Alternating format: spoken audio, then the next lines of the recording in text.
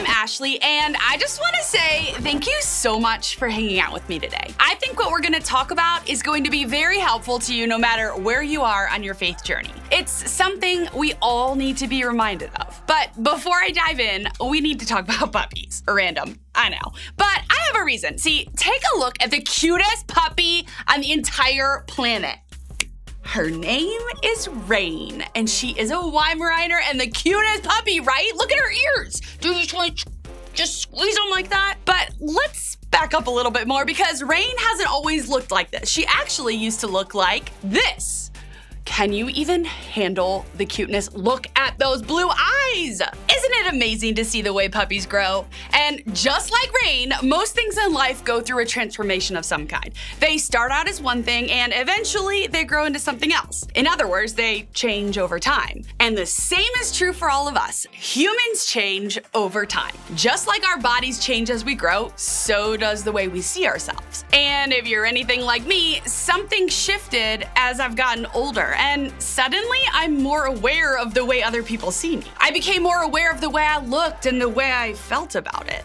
And that kind of changed everything for me, including the way I saw myself. Maybe you haven't experienced this yet, and it's normal if you haven't. But because you're a human, chances are the way you see yourself will change at some point. Or maybe you know exactly what I'm talking about because you've experienced this before too. The reality is, this happens to all of us. We're constantly getting messages about the way we look from so many places. Places like our friends in the comment section on social media, the opinions and words from our family members, the pictures we see on our For You page, the athletes or influencers we want to look like, the pressure our coaches put on us, the way we're compared to our siblings, the way doctors talk to us about our bodies, the things we learn in health class at school. All of this stuff adds up to give us an awareness of our bodies and the way people view them. In other words, whether it's good or bad, it gives us what we call a body image. And that's exactly what I want to talk about today. Now, before we go on, let me stop here and make sure we're all on the same page. When I say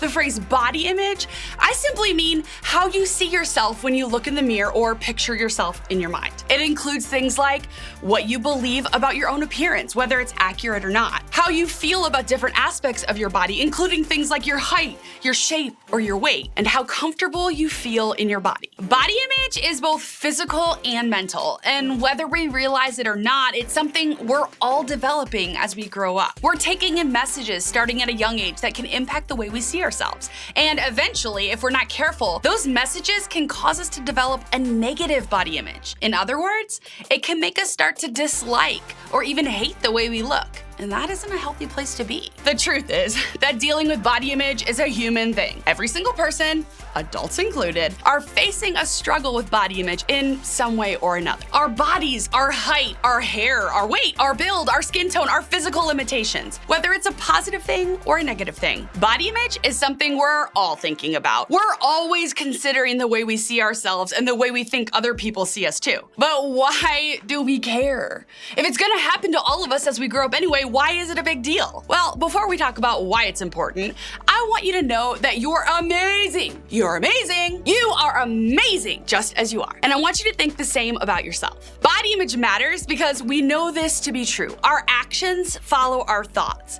What we think about how we look in our minds will eventually influence the way we treat our bodies. The longer we let negative thoughts about our bodies sit in our minds, the more likely we'll be to make choices or even take actions to change our bodies. And those actions aren't always helpful. In fact, those negative thoughts can eventually lead to some really harmful choices when it comes to our bodies. But what if we can shift those thoughts before they lead to actions? If we can change the way we think about and see ourselves now, it will not only help us develop a better, healthier image of ourselves, but it will help us avoid making decisions or taking actions that may actually hurt us in the long run. So, how do we do it? How do we tackle those negative thoughts about who we are and how we're made? To help us, we're gonna look back at a real person who lived with real struggles and real issues, just like us. His name is David, and I think he's one of the most interesting people we can read about in history. You see, David experienced a lot of changes in his life. He started out as a shepherd and grew up to be a king. I mean, pretty cool story, right? Along the way, David faced a lot of ups and downs, and because of that, he struggled with a lot of negative thoughts about himself and his life. Remember, he was human, just like us. And the good news is, we can read about the way David dealt with those thoughts in the letters, poems, and songs he wrote in the Bible. Today, we're gonna look at a verse from one of those writings that I think will help us navigate the negative thoughts we have in our minds. So let's read together. Search me, God, and know my heart. Test me and know my anxious thoughts. Here, David started with a prayer. Why? Well, I think it's because just like you and me, he had real human struggles, and those struggles came with a lot of negative or anxious thoughts. But rather than just ignore them or try to deal with them on his own, David took them to God. He wanted God's help to see where he might be holding on to some anxious, negative thoughts in his mind. And honestly, I think that's the best place any of us can start. When it comes to the negative thoughts we might be thinking about who we are or the way we look, the best thing we can do is ask for God's help to not only recognize them, but to deal with them. And it doesn't end there. Take a look at the next verse. See if there is any offensive way in me, and lead me in the way everlasting. Don't miss this. David's prayer shows us that it's more than just finding our negative thoughts. It's learning to recognize them for what they are, offensive. Now, that may sound intense, but really, the negative thoughts we think about ourselves, they're offensive. They're offensive to us, and they're offensive to God, who made us and loves us just as we are. When we think things over and over again, like, I'm way too skinny, I'm too fat, I don't like my hair, I don't like my skin, I wish I had more muscle, why do I still look like I'm in elementary school? What we're really doing is thinking things that are offensive. I mean, if somebody else said any of those things to us, we would be offended, right? Well, the same is true when we think them about ourselves. We're allowing offensive, negative thoughts to take up space in our minds, and like we said before, eventually those thoughts can lead to harmful actions. They can cause us to not love ourselves the way we are. So, what do we do? Well, look back at the way David finished the prayer. Lead me in the way everlasting. Everlasting means something that lasts forever. So when David said the way everlasting, he was asking God to lead him towards something better that would last forever. In other words, he was asking God to lead him toward better thoughts and the better life that God offers all of us. You see, as humans, we naturally think about ourselves in a certain way. We tend to believe the negative, anxious, offensive thoughts we think about our bodies are normal. It's a way of thinking that can leave us overwhelmed with thoughts about how we look and all kinds of ideas about how to change them. A way that tells us we need to be or look different than we are and do whatever it takes to become that person. But God has a better way that will lead us toward a better image of ourselves, a better way to handle the struggles we might face, and ultimately, a better life. God's way encourages us to do this. Be kind to yourself. There's a better life God offers us, and it includes kindness to ourselves and to others. It means we stop thinking hurtful, harmful things about who we are and how we're made. It means remembering that we were made in God's image and that God made each one of us unique. We can start to replace the harmful, offensive thoughts we may be having about our bodies by asking God to help us think kind thoughts, make kind choices, and choose kind words to speak to ourselves. Does it mean we'll always love our bodies? Probably not.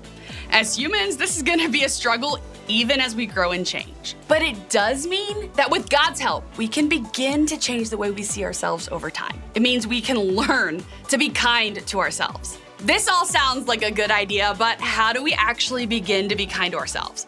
Well, let's start right now. First, I want you to notice what you're thinking about yourself. Ask God to help you see the negative thoughts you're repeating about your body or the way you look. What harsh or harmful words or phrases are on repeat in your mind when you think about your body image? Next, be curious about where those negative thoughts are coming from. What's contributing to the not so great thoughts you might be thinking about yourself? Maybe they come from spending a lot of time on social media or from things other people have said to you over the years. Maybe you think those negative thoughts even more when you're feeling tired or disappointed or rejected. Or maybe someone or something else is adding to the offensive thoughts in your mind. Be curious to figure out where those thoughts are coming from. Then, remember, you can choose to be kind to yourself instead. Tackling negative thoughts isn't just about knowing they're there, it's about replacing them with kindness. So, when you catch yourself thinking something negative about your body, try to replace it with something kind instead. Replace the negative thoughts with the truth that you are God's creation and God made you exactly the way you are. And remember, kindness isn't just about the words you say, it's also about doing what's good for your body. It's about doing what's good for you. So maybe being kind to yourself starts with replacing those negative thoughts, but then it leads to some positive action, like unfollowing the account that makes you feel bad about yourself, or maybe going for a walk, or making yourself a snack.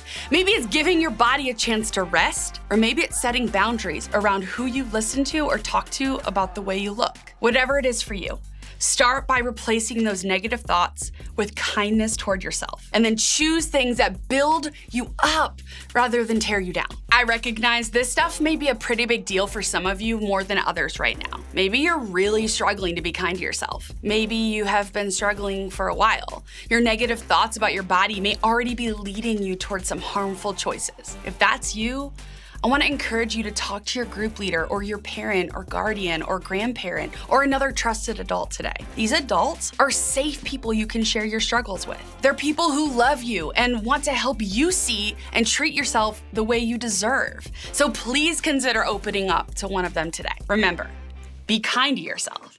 I know middle school can be hard. I know there are so many pressures and messages and struggles that impact the way you see yourself. But I also know that God made each and every single one of us. I know God loves us and wants us to love ourselves too. So today, I'd love for you to join the conversation with your group about how you can begin to see yourself the way God sees you. Groups are a great space to be honest about your struggles and to encourage others who are struggling too. Because when we're honest about our struggles, we remind each other that we're not the only ones dealing with something like this. I know that talking about topics like body image can be difficult, especially when it feels like our body image has power over us. But when we talk about it with people we trust and who love us, it takes away some of that power and we can begin to see ourselves the way that God sees us.